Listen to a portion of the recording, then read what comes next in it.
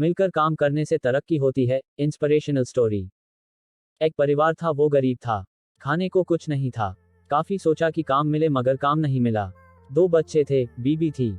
एक दिन उन्हें विचार आया कि इस गांव में काम मिलना मुश्किल है, चलो कहीं और चलते हैं।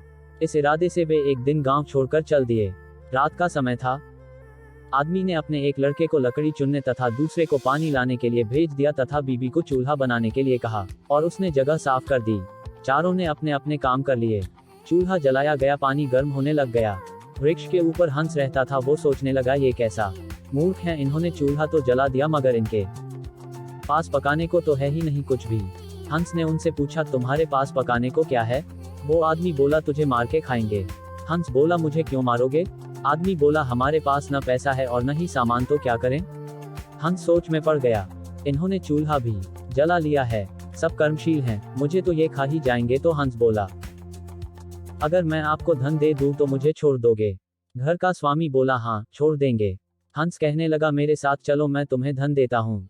हंस उनको थोड़ी दूर ले गया और चोंच से इशारा किया और कहा कि यहाँ से निकाल लो। उन्होंने गड्ढा खोदा और वहां से धन निकाल लिया। हंस का धन्यवाद करके वापस अपने गांव आ गए और एक ही दिन में खूब मौज से रहने लग गए। अब उनके घर में किसी चीज की कमी नहीं थी। पड़ोसी ने देखा कि इस परिवार के पास ऐसी कौन सी चीज आ गई जो इनके पास इतना कुछ आ गया। उसने छोटे लड़के को बुलाकर सारी बात पूछ ली कि पैसा कहाँ से आया है। उनके भी 2 बच्चे थे। उन्होंने भी ऐसी योजना बनाई और चल दिए।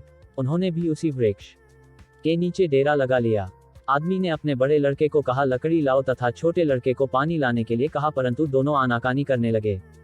बीबी ने भी कहा कि मैं थक चुकी हूँ। जैसे जैसे पानी लकड़ी इकट्ठी हो गई और पानी गर्म होने लगा।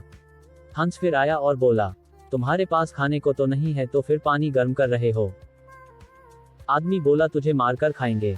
हंस मुस्कुरा उठा और बोला, मारने वाले तो 3 दिन पहले आए थे। तुम अपना समय खराब मत करो, घर जाओ, तुम मुझे क्या मरोगे, तुम तो आपस में ही लड़ रहे हो। जिन्होंने दूसरों को जितना होता है वे खुद नहीं लड़ते। कहानी से सीख, संसार का नियम भी ऐसा ही है। जिन लोगों ने तरक्की करनी है वे मिलकर चलते हैं और आज भी संसार में उनका ही बोलबाला है। जो आपसी तालमेल में रहते हैं वे ही समाज रूपी हंस को जीत सकते हैं। दोस्तों, ये कहानी आपको कैसी लगी हमें कमेंट करके जरूर बताएं और हमारे चैनल को सब्सक्राइब करना और लाइक करना ना भूलें।